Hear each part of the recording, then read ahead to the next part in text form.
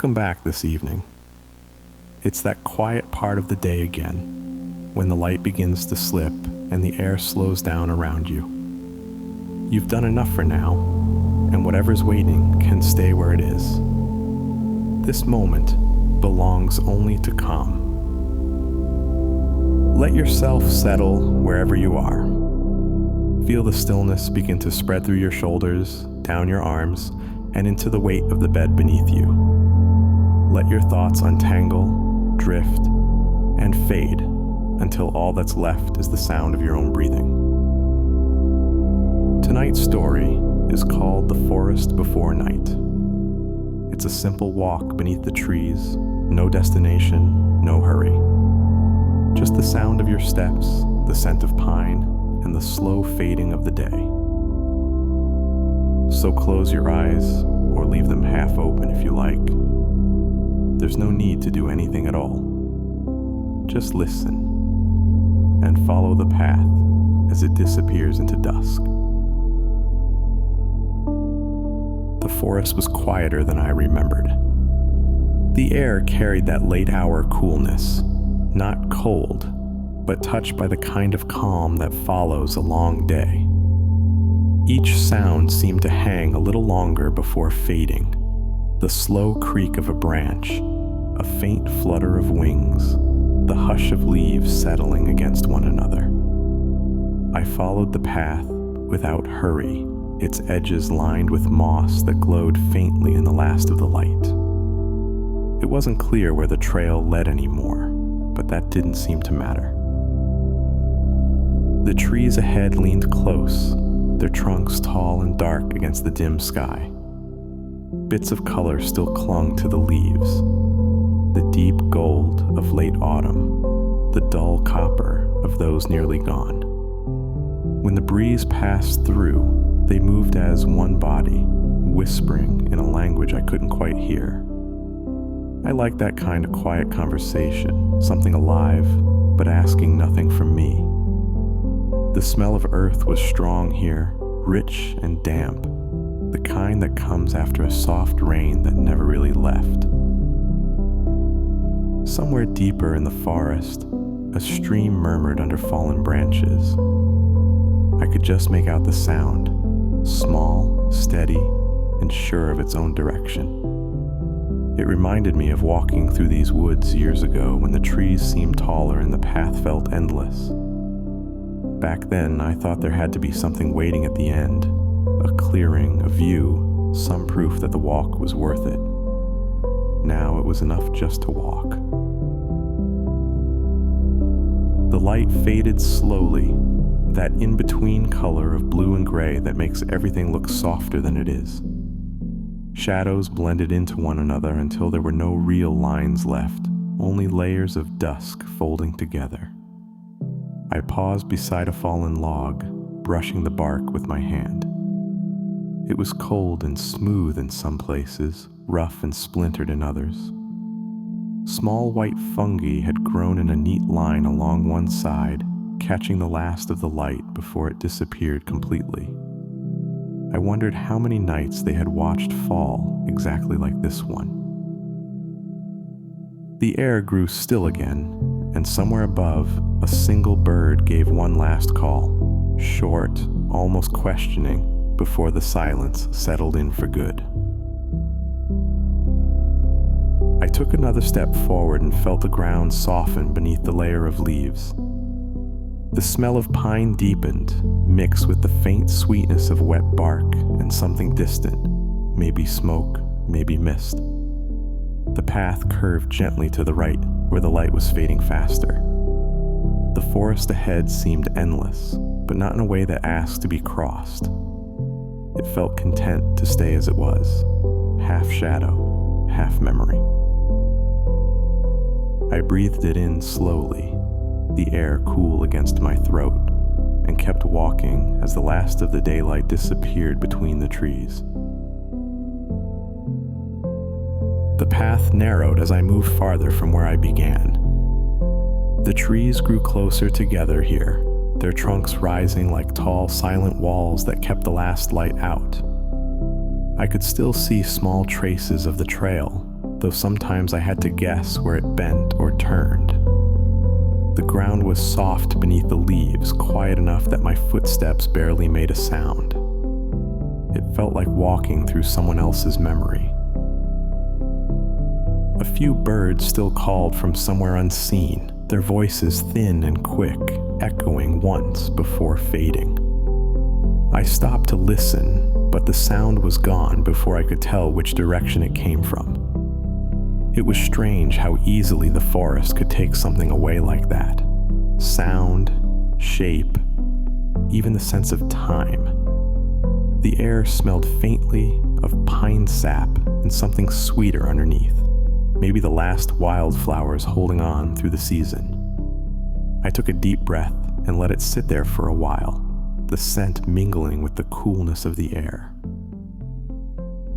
The sky above the trees had turned the color of slate, pale in some places, darker in others. Here and there, small breaks between the branches showed bits of the horizon glowing faintly, the last gold of day folding into gray. A single breeze passed through, stirring the canopy with a sound like a sigh drawn too long. The leaves shimmered in it, a soft flicker of movement that faded almost as soon as it began. The forest had that rare kind of stillness that feels both alive and asleep at the same time. I followed the curve of the path until it opened into a small clearing. Moss covered nearly everything, stones, roots, the base of fallen trees, glowing faintly in the dim light. It was the kind of green that seemed to hold its own memory of the sun, faint but steady. A large stump sat in the center, worn smooth from weather and time. I brushed my hand across it and felt the grooves where the rings once showed, now softened by age. Sitting there, I could hear the forest breathe, the faint rustle of air, the shifting weight of branches, the slow crackle of life continuing even in stillness. It felt like being inside a thought that didn't need words. The first stars appeared between the trees, just hints of light at first, trembling faintly through the branches. I tilted my head back to watch them, and the whole forest seemed to lean with me, stretching upward in quiet agreement. Somewhere, far off, water moved again. A stream, or maybe just melt dripping from a stone. It made a sound small enough to disappear, but I heard it anyway. And for reasons I couldn't explain, that small sound felt like a promise that the night would be kind. The forest changed once the last of the light was gone. Not suddenly, but slowly. The way a room darkens when you close your eyes and still see shapes for a while before they fade. The path beneath me turned softer, covered in fallen needles that cushioned every step. Each sound carried farther now, the air cooler, thinner, and full of quiet distance. It felt like walking through the pause between thoughts. The trees were only silhouettes now, tall lines drawn against what was left of the sky. Somewhere behind them, the last glow of evening hovered low, thin and silver, like the edge of something already leaving. I stopped and listened again, though I didn't know what for. There's a kind of silence that feels alive, not empty, but waiting. This was that kind of silence. I found a fallen tree and sat for a while. The bark was cool beneath my hands, still damp from the day's hidden rain. The smell of earth was stronger here, thick and grounding, like the forest had drawn it close for warmth. I could hear faint drips of water somewhere behind me, soft and steady, falling into a pool I couldn't see. Each drop echoed slightly, just enough to remind me of space, of distance, of how far sound could travel in air this still. It made the dark seem less like absence and more like something with shape and texture. A branch snapped quietly in the distance. Not sharp, just the kind of sound the forest makes to remind you that you're not alone, even if you can't see what else is moving. I looked toward it, but the shadows gave nothing away. The only movement came from a few stray leaves fluttering in the small breeze that slipped through the trees. When it passed, the stillness returned, thicker than before. It felt like the forest had exhaled, and everything had settled again into its own quiet rhythm. I tilted my head back, and through the branches, I could see a few more stars had appeared. They shimmered faintly, their light catching in the fog that was beginning to drift between the trees. The fog didn't roll or move fast. It simply appeared, soft and shapeless, turning the air a pale gray that glowed with its own dim light. I watched it for a long time until I couldn't tell where it began or ended. It was like watching a thought fade before you could name it. When I finally stood again, the air felt lighter somehow, the path ahead waiting in quiet invitation. The fog thickened the farther I walked. It moved like breath over the forest floor, curling around roots and low stones, dimming what little light the stars had left to give. The air felt cooler now, sharper in my lungs but clean, filled with the scent of pine and wet bark. I couldn't see the path anymore, but the ground beneath my feet stayed soft and even, as if it wanted me to keep going. Each step made only the faintest sound, like walking through a dream that didn't want to wake. I passed beneath a large oak that stretched wider than the rest, its branches bending low as if to listen. The bark was split with deep grooves that caught the glow of the mist and held it there like pale veins. I brushed my fingers along one of them, tracing the pattern until it disappeared under moss. The tree felt warm in places, or maybe it was just the memory of the day still clinging to it. Either way, it felt alive, patient, and sure of itself in a way that made me feel smaller, but not unwelcome. I thought about turning back once, then didn't. The forest behind me was as quiet as the forest ahead, and it didn't seem to matter which direction I faced. There was no real sense of being lost, only the steady rhythm of moving forward, one breath at a time. The fog seemed to open in small circles around me, closing again once I passed through. It was as though the forest wanted me to see only what was near, nothing more. That felt right somehow, not to know everything at once, but just enough to keep walking. I found a small rise in the ground and stopped to rest.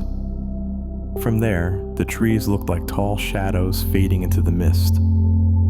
Tiny droplets hung from every branch, catching what little light there was and holding it in place, trembling softly. When one fell, I could hear the faintest sound, a quiet, perfect note, swallowed instantly by the fog. It made me think of how short moments can be, how they appear and vanish before you even have the chance to notice them. And yet, somehow that's what makes them stay. I sat down for a while and let the quiet settle over me. The forest didn't ask for anything, it just was.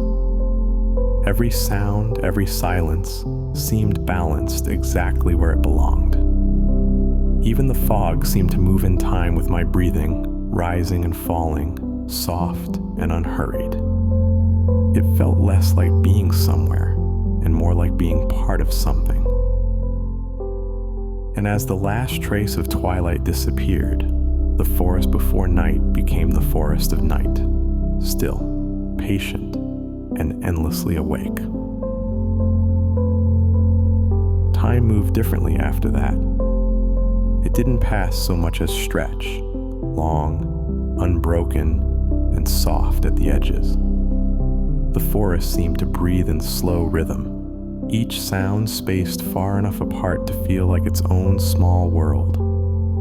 I sat on the rise for a while longer, hands resting on my knees, eyes half closed.